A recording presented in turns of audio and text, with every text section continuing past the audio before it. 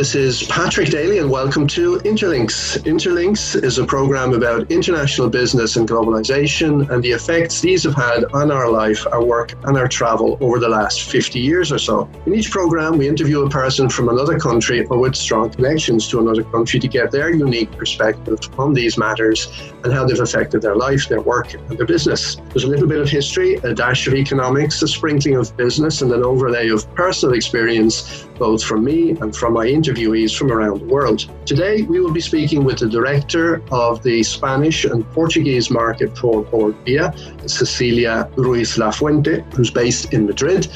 As many of our listeners will already know, Bord Bia is responsible for the marketing and promotion of the food, drink and horticultural sectors in Ireland and operates under the aegis of the Department of Agriculture.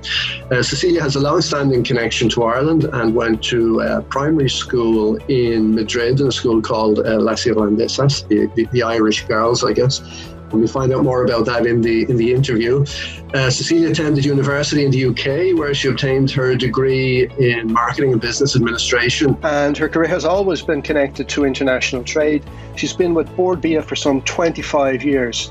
I am delighted to have Cecilia join me today on the line from Madrid. Welcome, Cecilia, and thank you very much for being here with us today. Hi, Patrick. Thank you so much for having me. Delighted to have you here. So just to kick off, I would just ask you about your career to date, you know, how you got into this world of international trade and how your career has developed over that period, over the last, 25 years or so, give or take. Well, Patrick has very much been linked to Ireland from the beginning. Yeah. When I was studying, I did a little bit of practice work and I work in the Aldeasa, in the airport duty-free shops. And then I did an internship in a Finnish paper and wood product exporting company as well. But then after that, I very soon joined CBF. At the time, it wasn't Bord Bia. It was Coras Beostok Agos Viola. There's a little bit of Gaeilge there as well, huh? I'm afraid not a lot. I wish it was a bit more. You can actually tell from the way you speak English that you're interacting with Irish people a lot. That's a compliment, Patrick. Thank you so much. I think the Irish accent and the Irish way of speaking and expressions are the nicest by far of all the English-speaking world. There's there is a certain way of speaking here, I guess. We've made the English language our own in a special way. Indeed, but in a really nice and unique way. That's true. So then you've been with Bord Bia for I think I said 25 years. Is that more or less right? To be honest, it's nearly 28 if we take into account CBF. But I was a little girl when I joined. Okay. And then, so when you joined at the beginning, what were you doing, and how has your role evolved over that period, that career? At the time, I joined very soon after the office opened in Spain. And the reason for opening it was because Ireland had identified some interest mainly in Irish beef. Some of the main Spanish retailers needed big amounts of steakouts. At the time, the demand was for fillets and strip loins, and Ireland had a very strong beef industry and the potential to serve big volumes. So at the time, our competitive advantage was mainly the capability. And that's why the government opened an office in Madrid. And I joined then, and mainly looking after beef and particularly livestock. My boss, that was an Irish lady that was sent to start to open the office. We were inside the Irish embassy in Madrid at the time. They lent us a small office to start, because we didn't know how well we were going to do, and tasting the waters and see if exports could be developed. And at the time, I was very much focused on livestock. I was helping a lot of livestock exporters from Ireland as well, selling cattle in Spain. And after, there has been a lot of changes in Bord Bia. Bord Bia assumed part of the work of the trade board, which is Enterprise Ireland now. Mm-hmm. We inherit all the food dealings that they had been developing, and also some of the responsibilities of Bord Glass in horticulture and after the export and marketing responsibilities of BIM. So now Bord Bia is responsible for all agri-food products promotion from Ireland, not only meat and livestock, as it was at the time CBF. Okay, and your own connection, your personal connection to Ireland. So I see that you went to a girls' school, what the Colegio BVM Irlandesas, which is, I guess, Irish girls. That means Irlandesas. I guess that was probably a Catholic school run by Irish nuns, maybe in Madrid. Is that what that was? Yeah, it's exactly that. It was I think they are known in Ireland as the Loreto Convent. I was really lucky to be brought up by them. The name is like the Blessed Virgin Mary Convent. It was founded by Mary Ward, a very impressive English lady that moved to Ireland, and she was something else. So the whole charisma of the school,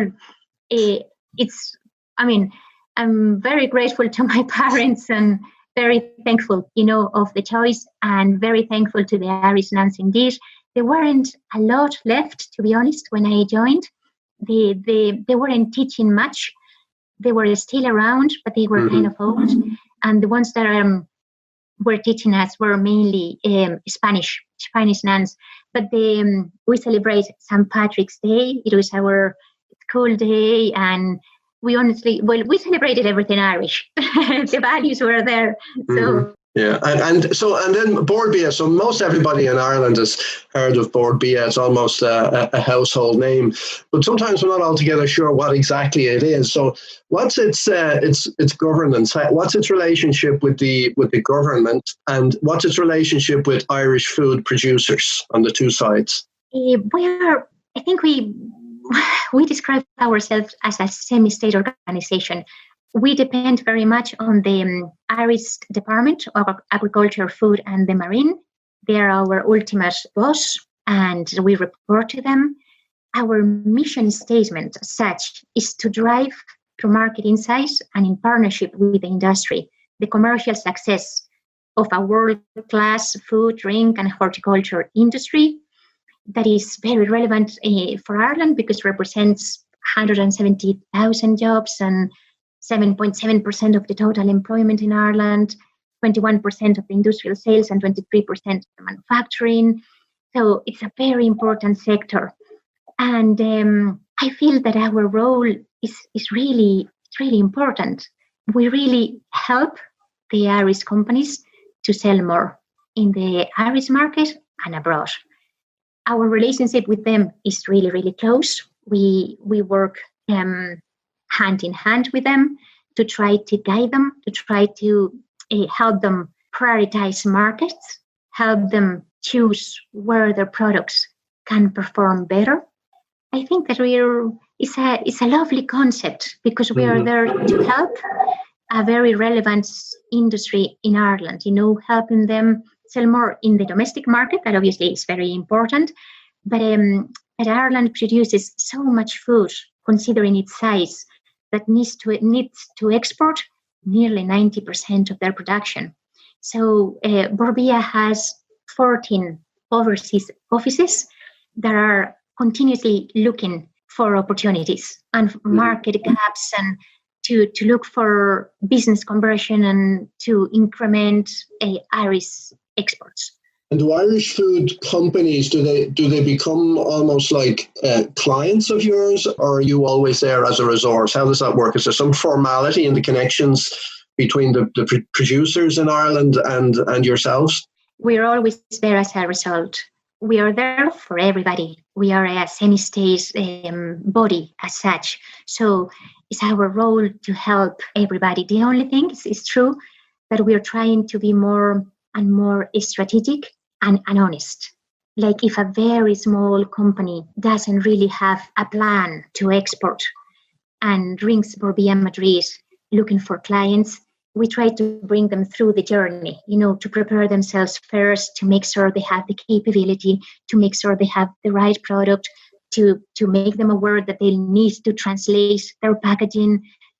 We help them. We have like a process to make them think better. If maybe before coming to Spain, they should look at the UK market, for example, because they already have their products in English, and there may be a product that we feel doesn't have a great demand in Spain because of their particular properties or conditions, or it's something that it's a product that Spain has already and they're not competitive.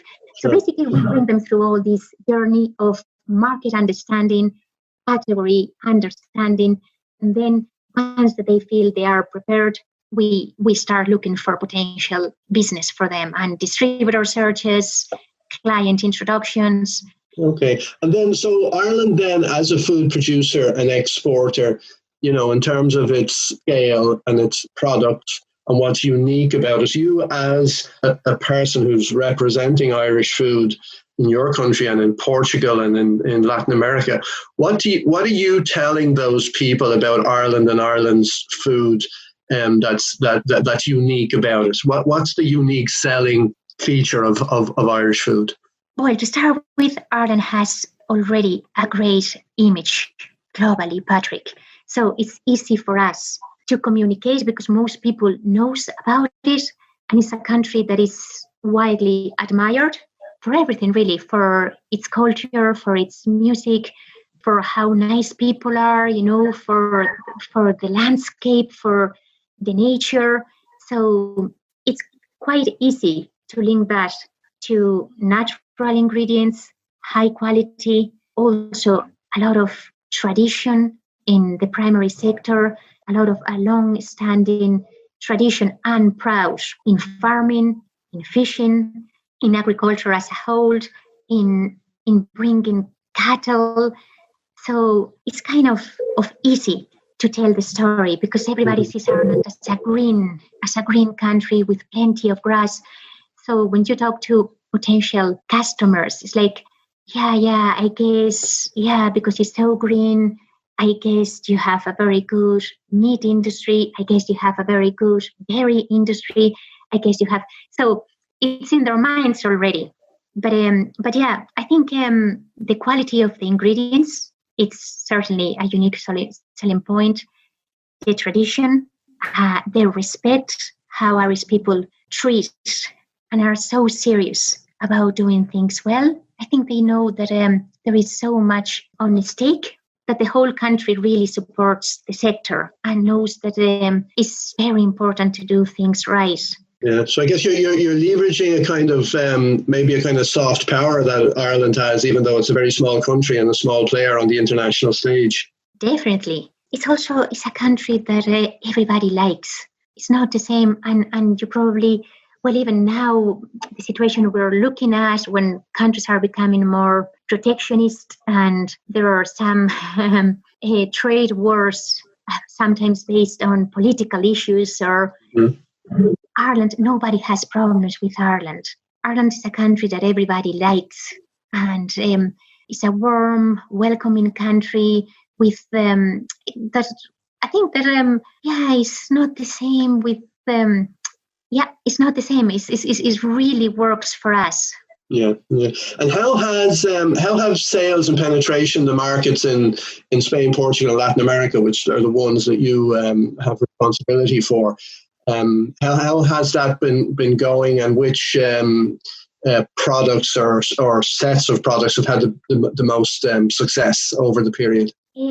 Out of the three, as I was saying, like we prioritize out of the three, to be honest, the main one will be Spain, probably because of the size and the demand. And so our strategy focused very much on the main export sectors to Spain, which traditionally have been beef, seafood, dairy, and a little bit alcoholic beverages. So these are the main exports to Spain. Out of them, traditionally, beef has been the jewel of the crown, because it was probably because our tradition and because we inherited from CBF at the time, a little bit because the way the market is developing and beef consumption is developing in everywhere in the world. Now our dairy exports to Spain have surpassed in value beef and seafood, which is it has taken place for the first time last year in 2019. But those are the three main sectors. it will be a little bit the same for Portugal. Portugal, we do less work in Portugal, but it's also responding to our client companies in Ireland requests. They see Portugal as a smaller country. Obviously, Spain has 46 million people, whereas Portugal has 10. So only because of the size, they naturally think there's probably more potential in Spain for volume, and for the supermarkets are bigger, so their purchasing potential is greater. But Portugal is a very interesting market and has a lot of links with Ireland, has a lot of similarities, maybe more so than Spain, and is working very well for beef. It takes dairy products as well, and seafood. The brown crab, for example, the sapateira, is extremely popular in Portugal, and we do well with seafood as well.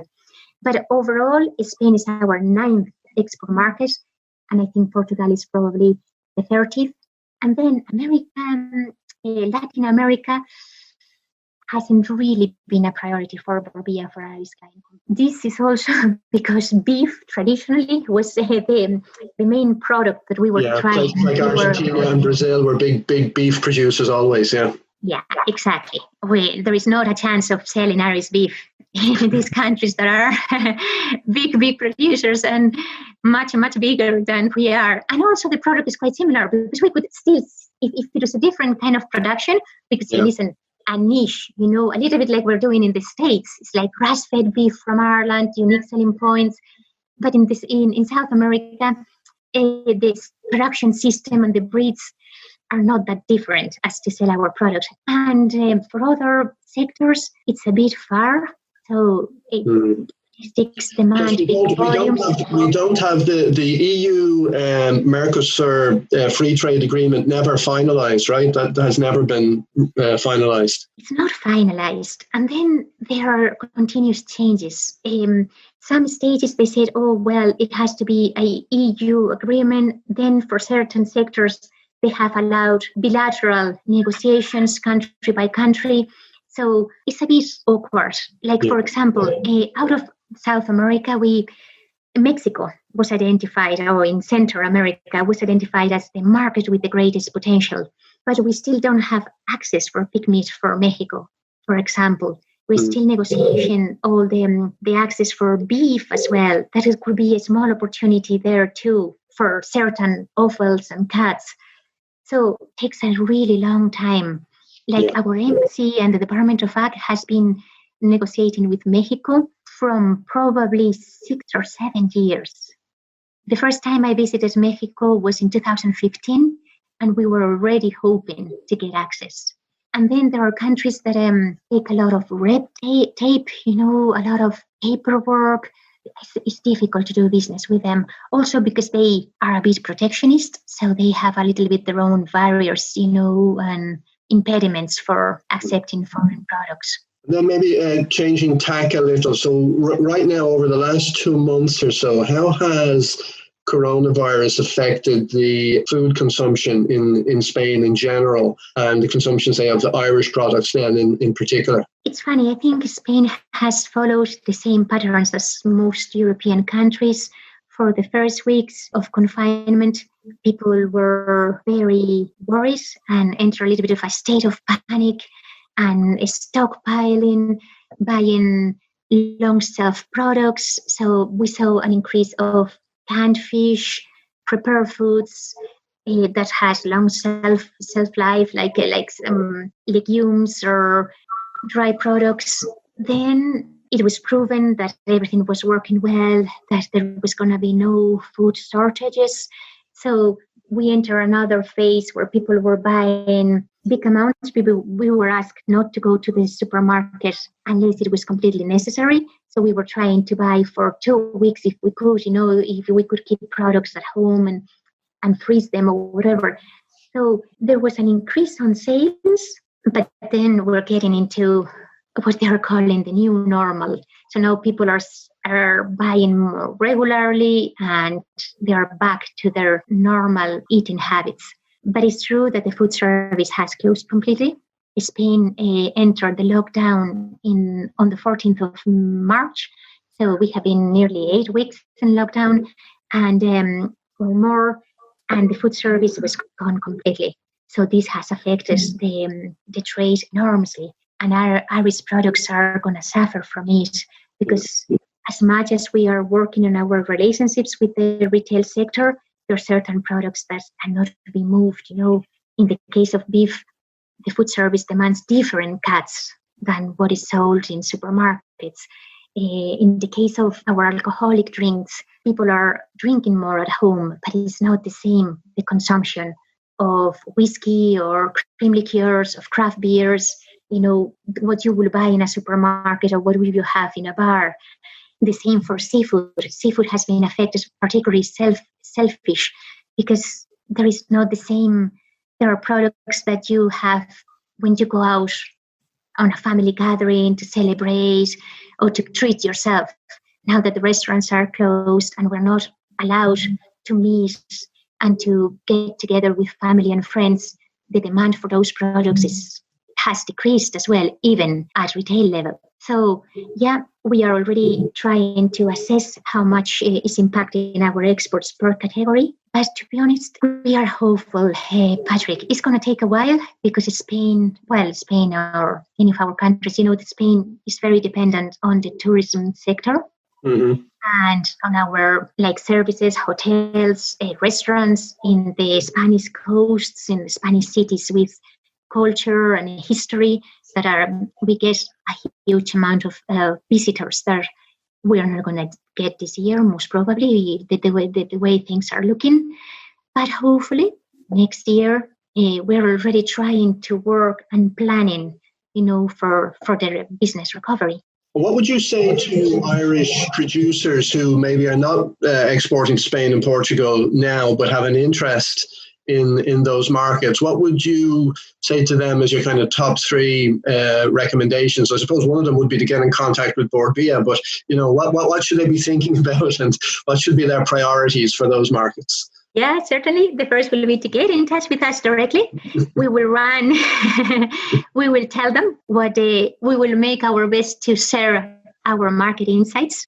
We will make the best to share our market forecasts, and we'll start working with them to adapt their product to the market, to make sure they have the right message, that they have the right packaging, that they have that they meet all the local legislation, which is European legislation, but the ingredients have to be translated into Spanish. Probably, to be honest, we look at their package size, because more and more, I think unfortunately, one of the consequences of COVID is going to be economical. In Spain, a lot of people have already lost their jobs or are pending to see how the situation evolves. So the purchasing power is going to be hit tremendously. So people are going to be buying. They might allow themselves to some indulgence. Our products, Patrick, because of their quality and because they are, in general, they are a little bit premium compared to what the Spanish market produces. Spain has a very strong and a very good food industry. But Ireland has as you said before, have unique selling points that are very welcome and very appreciated in the Spanish market. So Spain will want to keep buying products from Ireland, but they tend to be a bit more premium, a bit more expensive. So in the short term, we need to watch that space a little bit, because it will be difficult to sell. I mean, there will always be a niche for premium products, and there will always be people that will treat themselves, and they won't be too badly affected by the crisis. But it was a little bit the same in 2008. Even people that kept their jobs and kept their salaries were aware of the overall economic situation and the uncertainty. So we're being more conservative and we're trying to spend less, if you want.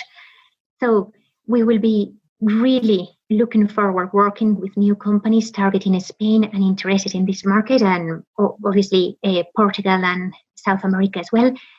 But we'll try to be very realistic and strategic as well. Mm-hmm.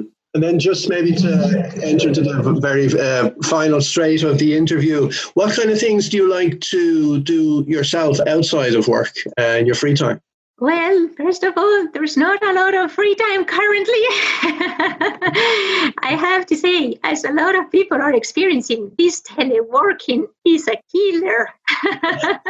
You don't leave your laptop all day. One meeting after a WebEx meeting, after a Starleaf meeting, and a Google Rooms or whatever the hell it's called. Yeah. You know it well. It's exactly like that. But the thing that I miss the most of the confinement is doing sports. I love, one of my first priority, I guess, will be to spend time with my family.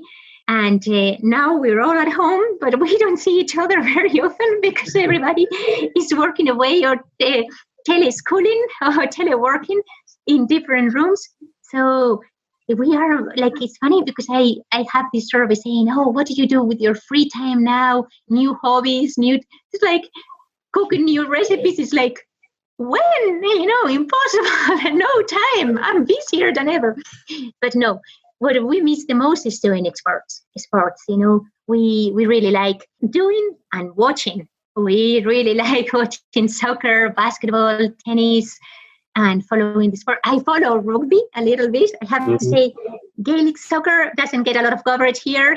Neither does hurling. But yeah, that's what I guess I do mostly on my free time. And then to wrap, so how can people find out or contact Bord Bia or contact your division regarding Spain, Portugal, Latin America, if that is their interest and their ambition? So how should they reach out to you and contact you? Where can they find you? Well, to be honest, the best thing is to ring us. Our contact details are all over, internet and the web. I always like having a personal, direct conversation to understand well, what the company is doing, what markets are they exporting to, what is their strategy, why do they think there's an opportunity? Because maybe they already have some market links or some market insights or market info that we're not aware of. So I always think that starting with a very frank, honest, and realistic conversation is very good. For VIA, that's another thing that Ireland has going for it, Patrick, is the technology. Teleworking for us hasn't been a problem at all because we already had all the systems in place. We have our laptops. We have, as you said, we're all linking in common. We have Teams to work. We have Starleaf. We have Skype for Business. We're connected to the Bord Bia web, to the platform. We have our intranet. So it's exactly the same for me to be working from the office or to be working from my home, which is a great advantage. So people can really find us. Our Bord Bia has just relaunched its webpage, and it's great. It's very easy to navigate. It's very interactive. Has a lot of information. We are in LinkedIn, we're in Sales Navigator, we are in Twitter, we are in Facebook. All our offices have a lot of information available. That's another thing that Bord Bia is great at. We are very happy to share our knowledge, because we do believe in the importance of relationships and building good partnership relationships with our customers worldwide. So if you want them to take your product, you have to give them something as well, and you need to share. And our insights and our information and our global knowledge is very much appreciated everywhere. So yeah, I encourage everybody to approach Bord Bia and to talk to us because it's our job and we love doing it.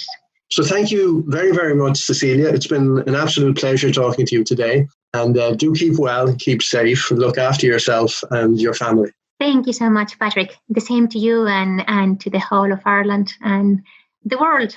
God bless us all.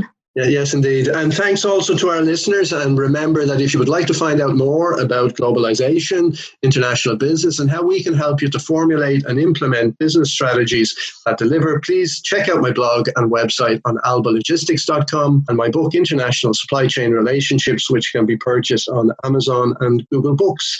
So this is Patrick Daly of Alba Consulting. Goodbye and keep well until the next time.